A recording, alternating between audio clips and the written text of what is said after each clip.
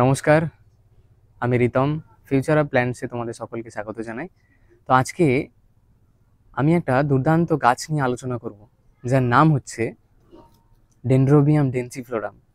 Dendrobium ডেন্সিফ্লোরাম গাছটা কি, সেটা কি অর্কিড, সেটা কিভাবে মাউন্ট করব, কাঠেতে কিভাবে সেট করব, কি দিয়ে বাঁধবো, কিভাবে সেট করব, কোন দিক থেকে সেট করলে বেটার হবে, এই ভিডিওটা দেখলে, সম্পূর্ণভাবে দেখলে বুঝতে পারবে। শেষ পর্যন্ত দেখবে, তো বহু কিছু জানার আছে।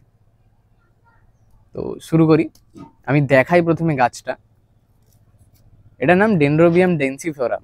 দুর্দান্ত থোকা থোকা ফুল হয়, আর গাছের হেলথ দুর্দান্ত আছে। এটা নতুন গ্রোথ, এই যে নতুন গ্রোথ, এখনো পাতাটা পুরোপুরিভাবে উঠে খুলবে, তো এখনো খোলেনি পাতাটা। তো এই যে গাছ, এই গাছটাই কাঠটাতে আমি সেট করব, কিভাবে করব সেটা দেখতে থাকো। সেটাই আমি দেখাবো আজকে, যে কোন দিক থেকে সেট করলে, এই দিক থেকে সেট করলে বেটার হবে, না এই দিক থেকে সেট করলে বেটার হবে, না এই দিক থেকে সেট করলে বেটার হবে, সেই জিনিসগুলো আজকে আমি আলোচনা করব।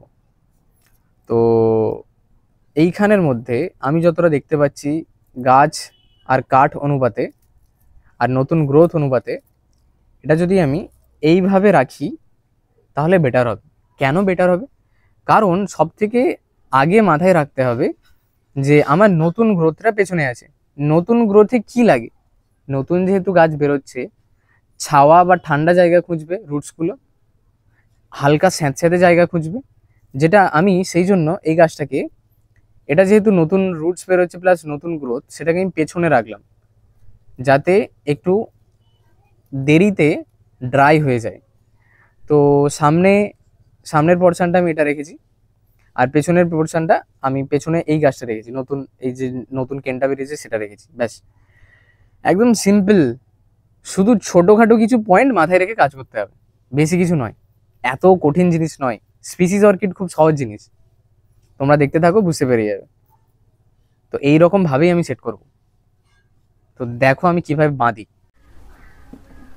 প্রথমে আমি এই দড়িটা দিয়ে এই কাঠেতে এটা সেট করব।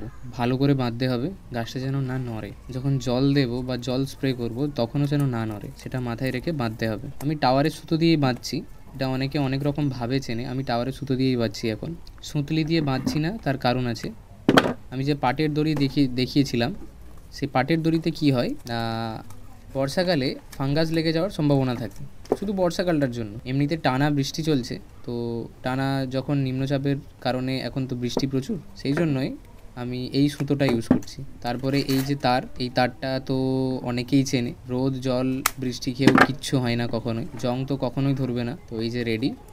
আমার এই খুব সাধারণ পদ্ধতিটা তোমাদের কেমন লাগলো আমাকে অবশ্যই জানাবে। ভিডিওটা ভালো লেগে থাকলে অবশ্যই আমার চ্যানেলটাকে সাবস্ক্রাইব করতে পারো, আর যদি ফেসবুকে থাকো তো ফেসবুকে ফলো করে রাখতে পারো। নেক্সট ভিডিও দারুণ দারুণ আসছে, তোমরা সাবস্ক্রাইব অবশ্যই করে রাখতে পারো।